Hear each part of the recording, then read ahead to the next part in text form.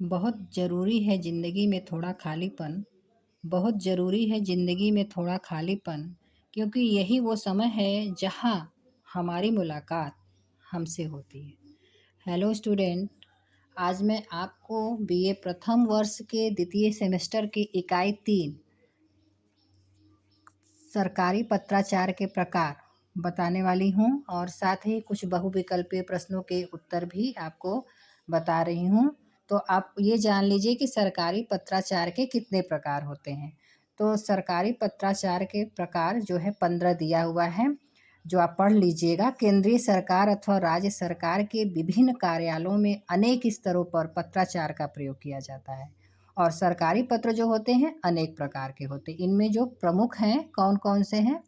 सरकारी पत्र, अर्ध सरकारी पत्र। ध्यान दीजिएगा, मैं हिंदी बता रही हूँ, आप इंग्लिश वाला भी एक बार पढ़ लीजिए। जैसे सरकारी पत्र को ऑफिशियल लेटर कहते हैं और अर्ध सरकारी पत्र को डेमी ऑफिशियल लेटर, परिपत्र को सर्कुलर। तो ये आप पढ़ लीजिएगा। फिर आएगा आपका कार्यालय आदेश, राजपत्र, संकल्प, अधिसूचना, पृष्ठांकन, प्रेस विज्ञप्ति, द्रुत पत्र, मितव्ययी पत्र, अनौपचारिक टिप्पणी, कार्यालय ज्ञापन तथा ज्ञापन, अनुस्मारक और प्रतिवेदन।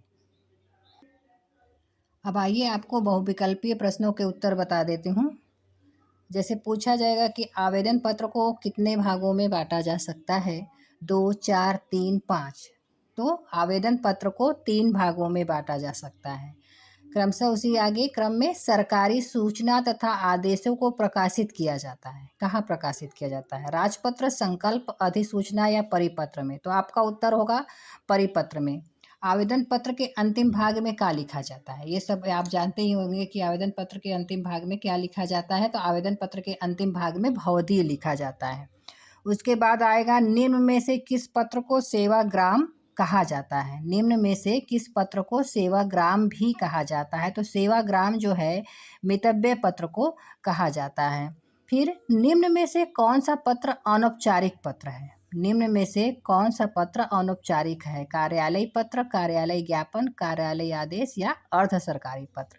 तो अनौपचारिक पत्र जो है वह अर्ध सरकारी पत्र है।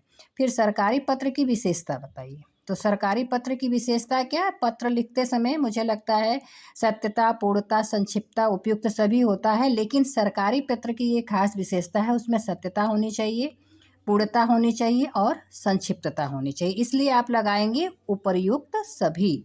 शीघ्र पहुंचाने वाला पत्र भी कहा जाता है। शीघ्र पहुंचाने वाले पत्र को क्या कहा जाता है? द्रुत पत्र। फिर निम्न में से किस पत्र को स्मरण पत्र भी कहा जाता है? स्मरण पत्र। ध्यान दीजिएगा, निम्न में से किस पत्र को स्मरण पत्र कहा जाता है? तो स्मरण पत्र जो है वो अनुस्मारक को कहा जाता है। जिन पत्रों के माध्यम से कुछ मांगा जाता है, जिन पत्रों के माध्यम से कुछ मांगा जाता है उन्हें कहते हैं प्रार्थना पत्र। धन्यवाद।